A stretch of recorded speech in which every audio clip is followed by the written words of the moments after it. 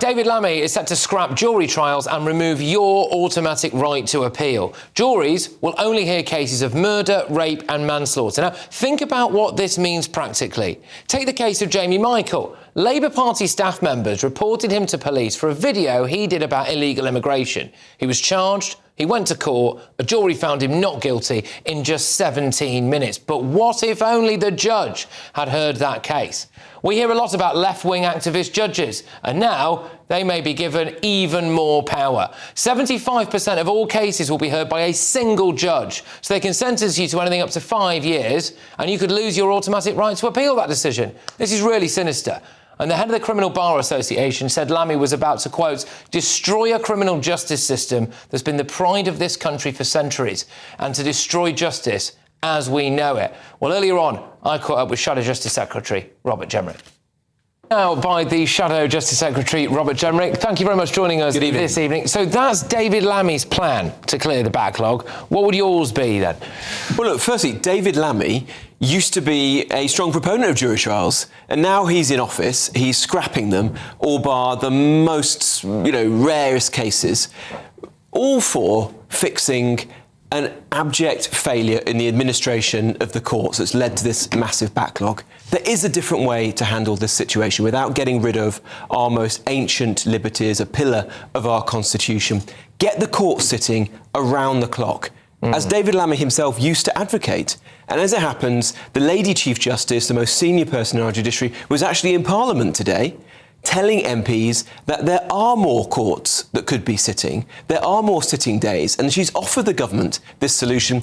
They've rejected it on cost ground, and instead of actually doing that, getting on with the hard yards of governing, David Lammy is ripping up this ancient part of our constitution. We'll get on to how that could affect, frankly, all of us in a minute, but you're right to mention David Lammy's about turn on this, and we're going to bring this up on the screen. Jury trials are a fundamental part of our democratic settlement. Criminal trials without juries are a bad idea. The government needs to pull their finger out and acquire empty public buildings across the country to make sure these can happen in a way that is safe.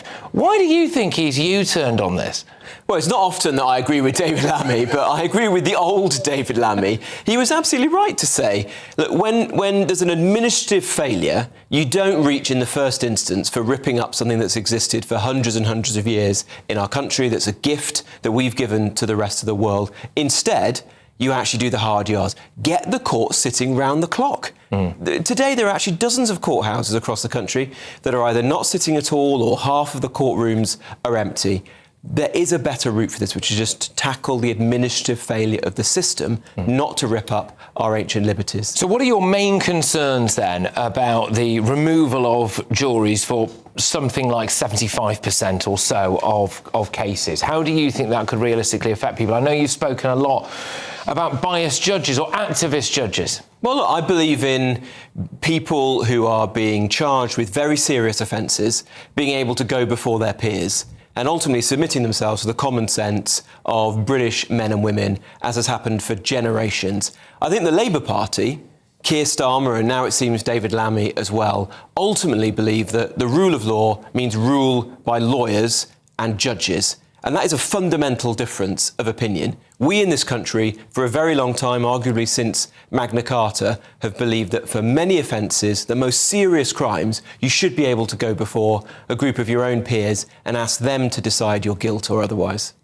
Using the internet without a VPN, a virtual private network, is a bit like taking to the road without car insurance. All it takes is one unlucky moment to cost you a lot of cash.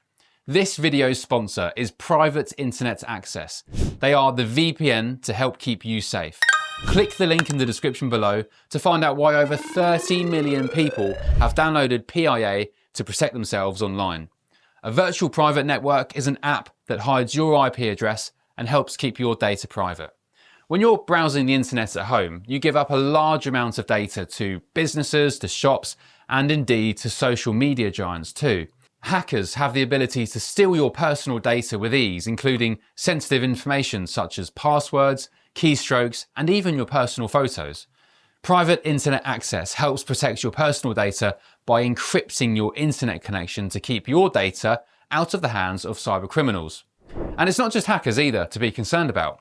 Information can be censored too. When Canada passed their C-18 bill, social media giants decided to ban news content on their platforms.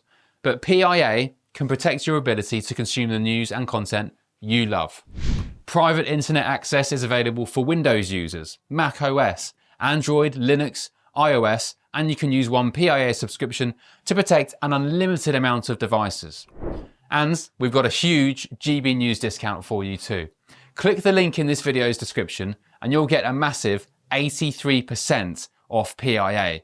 That's under £2 a month, the price of a coffee, and you'll get an extra 4 months completely free on top. Also, there's a 30-day money-back guarantee too. Visit piavpn.com/GB News to start protecting yourself digitally today. He actually wants to go further than the recommendations. So as I understand it, the recommendations by Lord Leveson, I believe, were to have a judge and 2 magistrates for pretty much any case where the maximum could be 3 years in prison. He's now going for single judge, any case where you could be sent up to 5 years in prison. I mean, that just seems bizarre that he's gone beyond the recommendations, doesn't it? Yeah, I find it very strange indeed. As you say, the senior judge, Lord Leveson, he made this recommendation.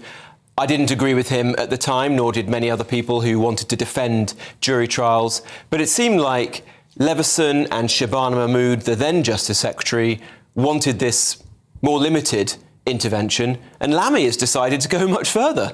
So now it will be very rare that you'll get a jury trial. It's only for the most serious cases like murder or rape. And, as you say, you won't have this balancing by having magistrates alongside the judge. It will just be a judge. It's basically saying that judges know best and that magistrates or jurors should be out of the picture altogether. Why is this? Well, I think it's because under Labour, the backlog that was already bad under the last government has just got much, much worse. And it's growing by 500 cases every month, and it's completely out of control. They don't know the solution. So to fix that, they're scrapping jury trials. I think it's also going to bring into a sharper focus the potential political leanings of members of the judiciary, and there have been big questions over that. But there's another, I would argue, equally sinister aspect to this, which is the removal of the automatic right to appeal. So you can kind of see a scenario happening, can't you, where someone is charged with mean tweets and they go there, and then a judge who has previously acted pro bono for some kind of refugees welcome charity decides that they do want to give them the maximum 5-year tariff in prison,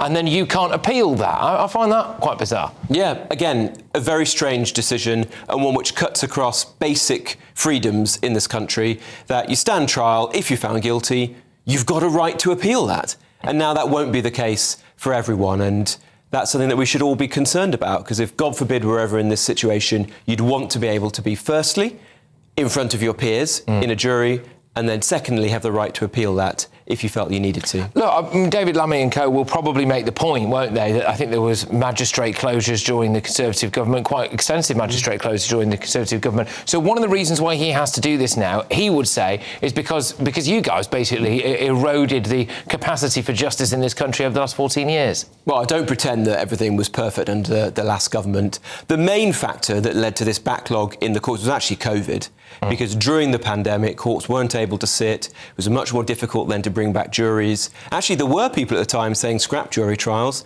The Conservative government said no, supported by David Lammy and many others, because we felt it was just too important to scrap, even if it led to a backlog in the courts. But it's just getting higher and higher. It's now 500 cases a month and growing more and more. The answer to this, though, is to get the court sitting around the clock. And as I say, the most senior people in the judiciary, like the Lady Chief Justice, are actually saying that there are courts, from our small local ones to the big ones like the Old Bailey, where there are courtrooms sat empty, there are judges, there are clerks, there are people ready to organise these trials. But instead of giving them the go-ahead, which costs a bit of money but is the right thing to do, instead we're going to scrap jury trials. I think it's a total disgrace. All right, thank you very, very much. Robert Jenrick there, the Shadow Justice Secretary. Well, an MOJ spokesperson said no final decision has been taken by government. We have been clear that there is a crisis in the courts causing pain and anguish to victims, with 78,000 cases in the backlog and rising, which will require bold action to put it right. Also, judges maintain that they act impartially and in strict accordance with the established rules and standards governing their decisions. Coming